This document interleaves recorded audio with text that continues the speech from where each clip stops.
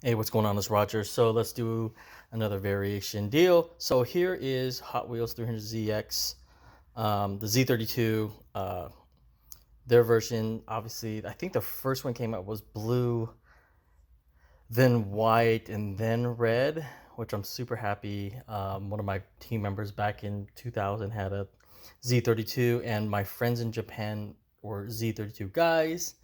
And I also, back in 2019, I stopped by Z32 Zone in Yokohama and visited Omura-san and checked out all the Z32 stuff there.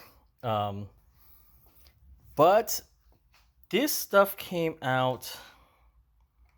I'm trying to see when it came. These are recent castings. I'm not sure if it was. I don't think they originally had a casting for the Z32, but Matchbox did. And this was back in, oh, it doesn't say, oh, 1990. So this is a 1990 Matchbox 300ZX. Of course, the weird graphics.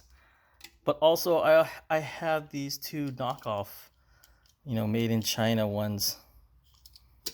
I don't know if they're Yatmig. I don't think they're Yatmig because they're kind of big. But they have that number 6029. So it might be, I don't know, 6029 as well.